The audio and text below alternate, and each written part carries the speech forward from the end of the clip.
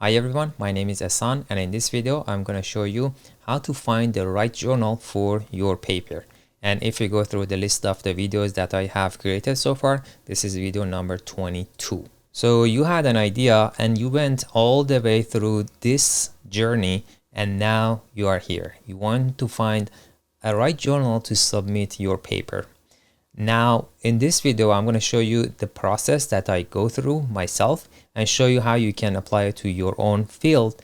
And this is like a three-step process. So you explore, you evaluate, and then you execute. Here, I'm showing you a snapshot of what I mean. By explore, I mean you are going to search and find and list the potential journals that you can submit your paper. And then you are going to evaluate on those journals based on these items that I have put here. And then you are going to execute and basically you submit your paper. So I'm going to go through this one by one and explain these items for that specific part of this three-step process. For the Explorer, we are going to start with checking your references. So if you don't know where to start, you don't know where to submit your paper, you can check the references for your manuscript. So if you see mostly you have cited papers from, let's say, Journal of Organic Chemistry, then that might be a potential journal for your paper. So you are going to put that on your list. You can create like an Excel file and just add them together. Then you can ask your supervisor or any friend that you know they have a good records of publications. So you can ask them. This is actually a picture that I took from my advisor, and these are my lab mates and friends. And then you can also use some journal suggesters. So I'm going to put the link for these 4 websites. So some of the journals, you have a place that you can copy paste your title and abstract, and they're going to suggest to you which journal is suitable for your paper. So all of these 3 steps, you are going to have a list, maybe 50, 100, how many journals you have done, you explore, and you just list them here. Now we are going to go to an evaluation phase. We are going to make a short list of 10 to 15 journals that are suitable for our paper. So I'm going to say 10 to 15, not just one, because if you just want to submit your paper to one journal, yes, you are going to do that at the end. But if you get rejected from that journal, which is typical when you do research, then you have your list. So you can submit it to the second one. So this is how I usually do it. So let's go to the evaluate. So we are going to check the impact factor of that journal. If you check their websites, usually there are some places that you can see the impact factor of that specific journal. So I'm showing you 2 examples. Like this one has an impact factor of 4.831 and this one has 9.969.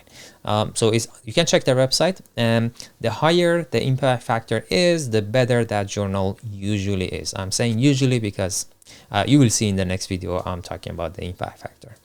The next thing that I usually check is this website. I'm going to put the link in the description. It's going to tell you how prestige that journal is. So they are going to rank them based on a Q number, so Q1, Q2, Q3, and the higher the number is, that means that journal is better. So you can put that Q number along with the list of the journals that you have, so that makes you can make a decision based on that.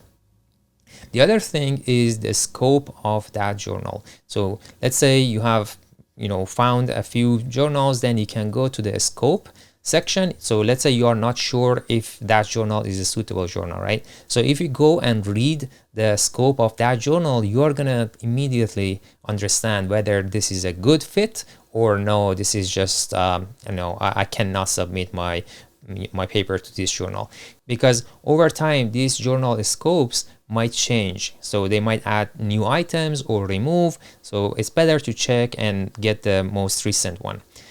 The other item is you can use your network. If you are going to a conference and let's say I'm going to this poster over here and it's in a similar theme or field of a study that I'm doing, I can ask them, I'm going to submit my my paper to, let's say, Organic Letters. Do you think that's a good journal? Or you can ask them what journal you are going to submit this poster that you are presenting to me right now. That's actually coming from a paper, right? So what journal you are going to submit these results? Or if they already have published it, you can ask them which journal you submitted to.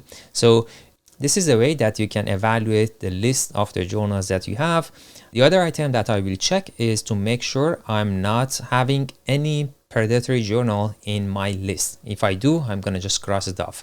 How do I check that? I'm going to link in the description this website. You can go and read these items. This is called COPE. It's basically a committee of publication ethics. They have some recommendations on how to spot a fake journal, and I usually go here and get the most recent list. They usually put a list also, so I highly recommend to go here and read them.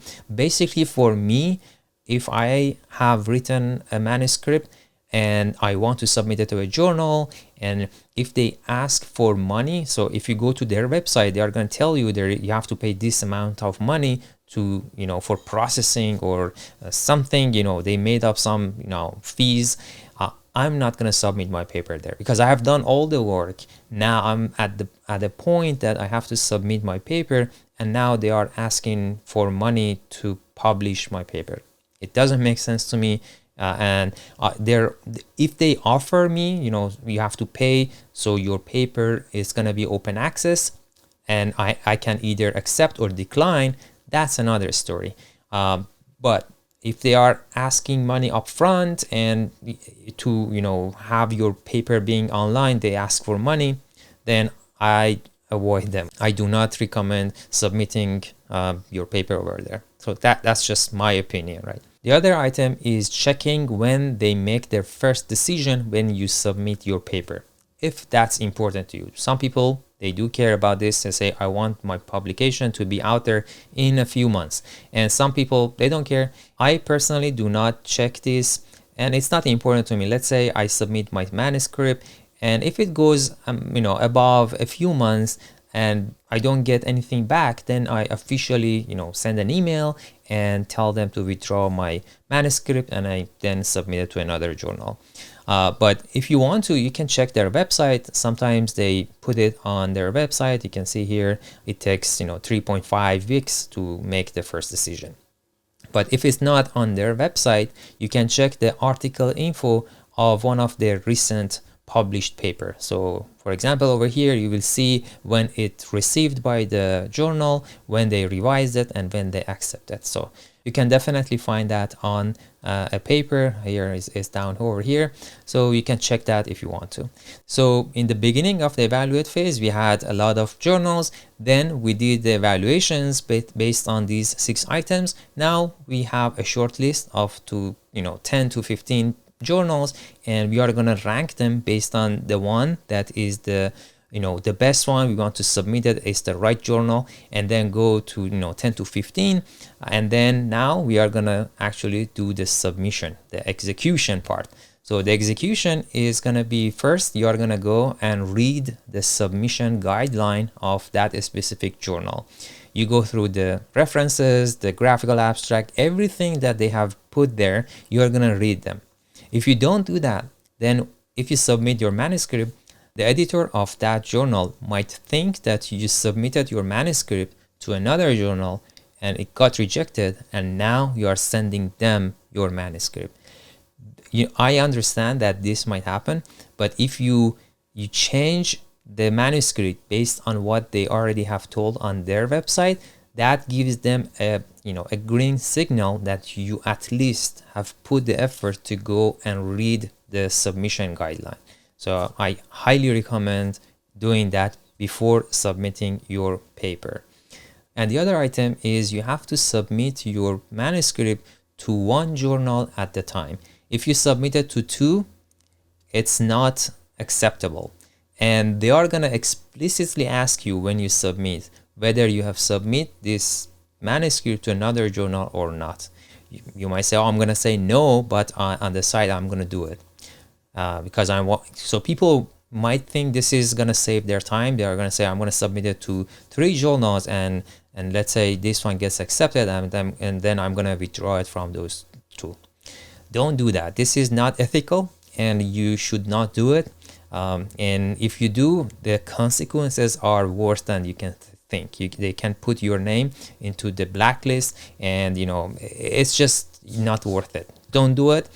The right way to do it is you're going to submit your manuscript to one journal and wait to see what happens. If it got rejected, then you have some feedbacks from the reviewers, right? So you're going to update your manuscript and you're going to send it to another one. And if it got rejected again, you're going to do the same thing. Get those feedbacks, revise your manuscript, and send it to the next one. And this is normal. Rejection is part of publication. So if you get rejected, don't get upset. Everyone got rejected during this process. The other thing is, let's say you submit your manuscript to a journal and it takes forever to get back from them. If you want to submit it to another journal, what you need to do is you have to email the editor of this journal and officially withdraw your manuscript from the process. And then when they give you a green light, then you can go and submit it to another journal. This is the proper way of submission. And this is the end of the execution phase. We read the guidelines of that specific journal, and we are going to submit it only to that journal. So in this video, I showed you 3 steps on how to find the right journal for your paper. And this is the end of this video. Just my last note, you don't have to repeat these 3 steps each time that you want to submit a paper. If you change your field of study, then yes, you have to repeat these steps. But if you are working on one specific field, let's say I'm working on synthesis, then if I do this once, then I have a list that I can rely on. So I don't have to repeat this like every single time. But if I change my field and I'm doing something new, then I have to repeat these steps and create a new list for myself. Just keep that in mind. In the next video, I'm going to talk about the impact factor, its limitations, and how some journals play with the impact factor. So they do something to increase their impact factor artificially. See you in the next one.